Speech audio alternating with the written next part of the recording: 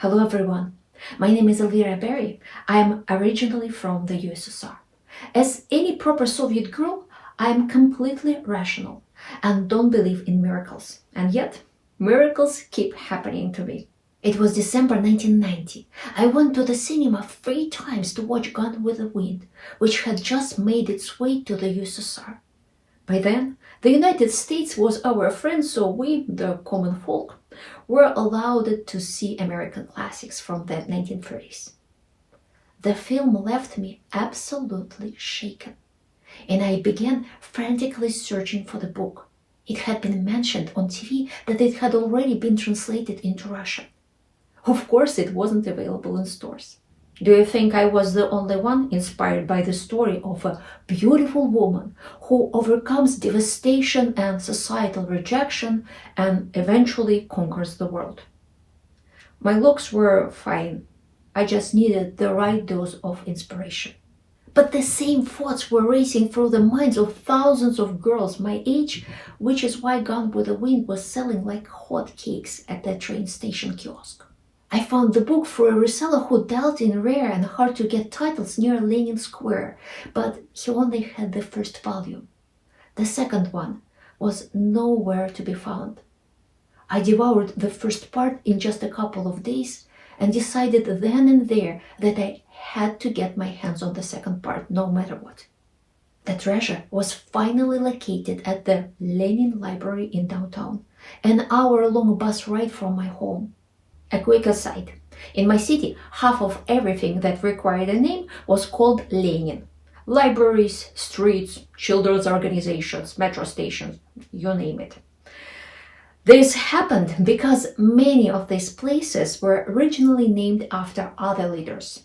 But over time, those leaders either fell out of favor as enemies of the people or were deemed unworthy of their positions. To avoid the hassle of renaming everything, it was simpler to just call it all after Lenin.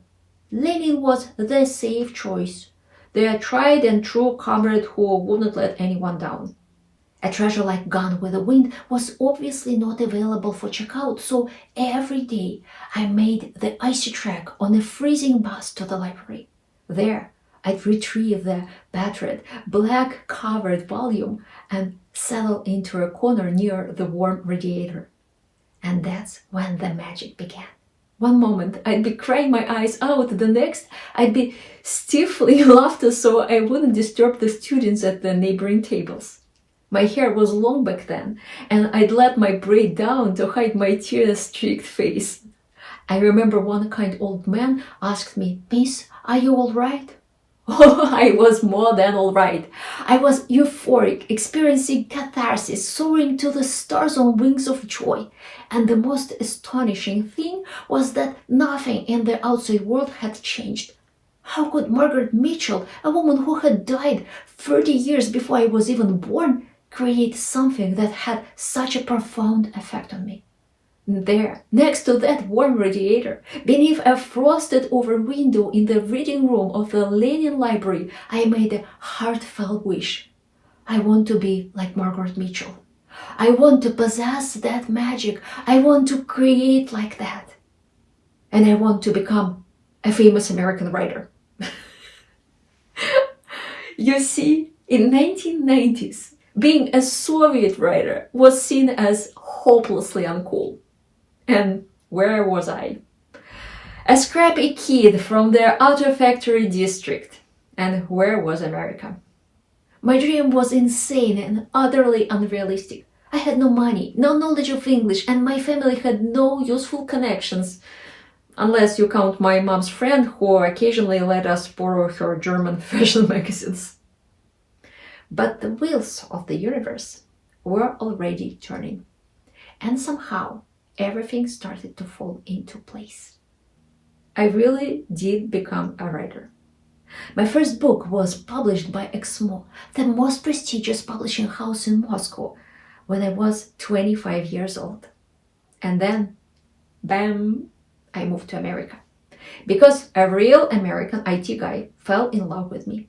We met on the internet and it turned out he spoke Russian. I worked hard to charm him through email because there were no video calls back then and I couldn't rely on my on my looks. Every day, my American received a funny letter from me and my writing did its magic. I moved to California, but there was a problem. I barely knew English. So, how could I become an American writer under those circumstances? Translation was prohibitively expensive, between $6,000 and $10,000 per novel. A good literary translator is usually a university professor who not only knows Russian well, but also writes beautifully in English. Such people don't work for minimum wages. I traveled the world to gather materials for the most compelling historical novel I could imagine. My books were published in Moscow and translated into European languages. But America remained out of reach. In Europe, publishers factor translation costs into their budgets. Apparently, they have some kind of tax incentive system. But in the US, nothing like that exists. This is why less than 3% of books on the American market are translated literature from around the world. It simply does not reach the shelves because of the staggering cost of translation. To afford the translation, I started teaching creative writing. It worked out because I already had a reputation as a guru in Russia. 3 novels from my Russian Treasure series were translated into English, and all that remained was to save for marketing. Let's face it, without promotion, even the most brilliant book suffers the fate of Moby Dick. It flops in sales, only to be discovered decades later by some literary critic who exclaims, "How did we miss such a masterpiece?" But by then, the author is long gone and doesn't care. I browsed Amazon's Russian historical fiction category and realized I could not manage without a marketing budget. Books in a specific genre sell well when there are many authors creating collective demand. But my colleagues in that category were authors of romance novels where the heroine falls in love with the head of the Russian mafia. I resolved to save up and achieve my goal anyway. But then, the war in Ukraine began. My Ukrainian students had more pressing concerns than literature, and my Russian students were unable to pay me because of sanctions. Everything I had built collapsed, and it took me 2 years to recover and figure out how to move forward. It wasn't just about my business. Many of my Russian students joined the dark side and began using the techniques I taught them for war propaganda. I didn't just lose my business, I lost my identity.